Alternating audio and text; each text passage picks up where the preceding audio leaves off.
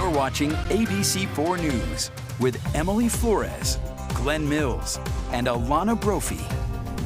Ukraine President Volodymyr Zelenskyy making a surprise visit to Washington today. Yeah, this is the first time the leader has knowingly traveled abroad since the start of the war against Russia. Washington, D.C. correspondent Raquel Martin has the story. In a rare joint session of Congress, tonight President Zelenskyy makes a direct plea to lawmakers. Your money is not charity. It's an investment in the global security and democracy. President Joe Biden welcomed Ukraine President Volodymyr Zelenskyy to the White House with open arms Wednesday. It's an honor to be by your side. 10 months into a brutal war against Russia, President Biden is pledging another $1.85 billion in additional military aid to Ukraine. That includes new funding for high-tech air defense technology. Something that will strengthen our air defense significantly. This is a very important step. Following a closed-door meeting to discuss more aid, President Biden promised to continue to support Ukraine. To ensuring that the brave Ukrainian people can continue to defend their country against Russian aggression as long as it takes. Congress also appears ready to send more funds to Ukraine. The single worst thing we can do right now is give Putin any signal that we are wavering in our commitment. Continuing our support for Ukraine is morally right. The Senate is poised to pass a federal funding bill that includes nearly $50 billion to help their war effort. But some Republicans are signaling bumps ahead in next year's Congress. I think the United States is sending a message that is unsustainable. I mean, it's really out of control. Missouri Senator Josh Hawley says Europe, not the U.S., should be footing the bulk of the bill. They need to take the lead. Tax returns of former President Donald Trump are about to go public after the House committee voted last night to have them released. Congressional Democrats voting late Tuesday to release 6 years of the former president's joint returns with his wife, Melania.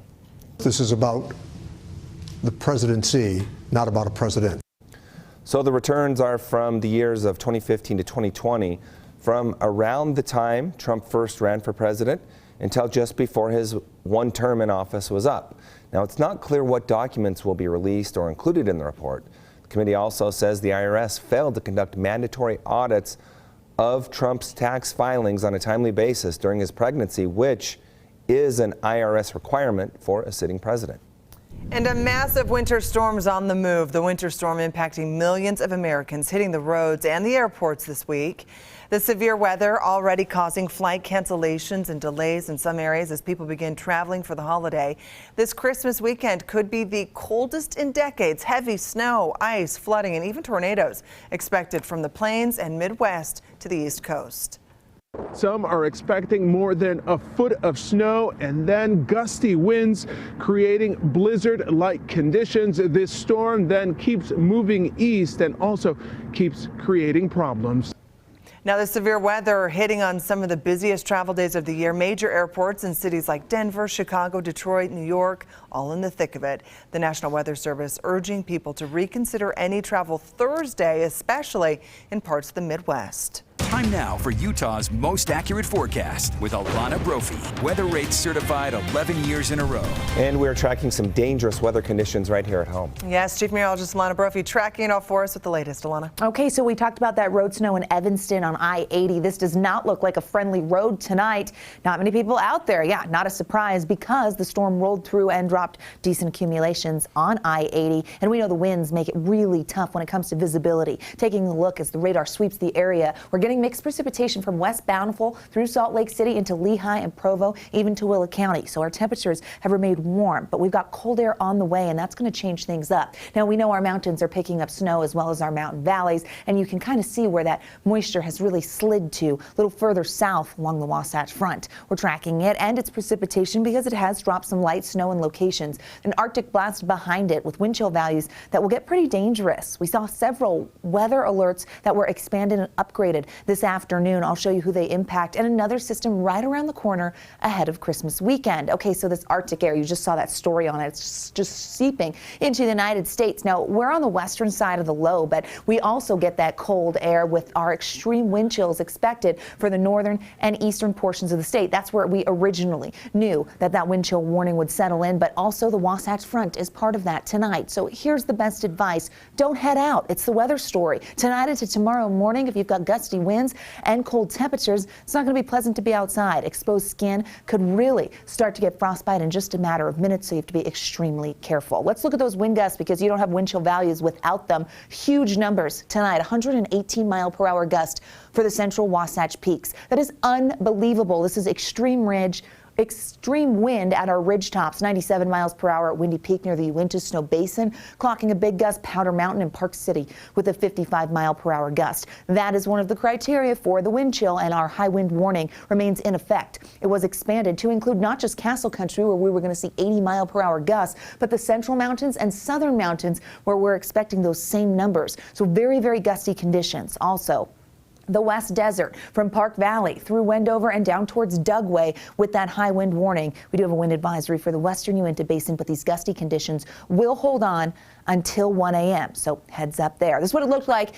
in Summit County before the sun went down. Park City picking up that road snow. Backside of the Wasatch has seen consistent snow from this storm system. I know some of the valleys getting skunked a little bit and just dealing with rain. Here's a look at some of those preliminary. Total Snow Basin picked up 3. Lake Town near Bear Lake getting 2.5, 2 inches at Alta Solitude picking up 1 inch. Measurable moisture in Alpine, so the benches. Futurecast walks us through the rest of tonight in the way of moisture and shows us that system at the end of the week. Here we are at 10 p.m. You're going to watch as it kind of starts to diminish a little bit by 1 a.m. and that's when we're going to see our warnings really expiring and backing off. Now, precipitation won't be the big thing with this. Again, it's the wind chill values. Our next storm system, precip isn't huge either, but it comes knocking. Here we are by 6 a.m.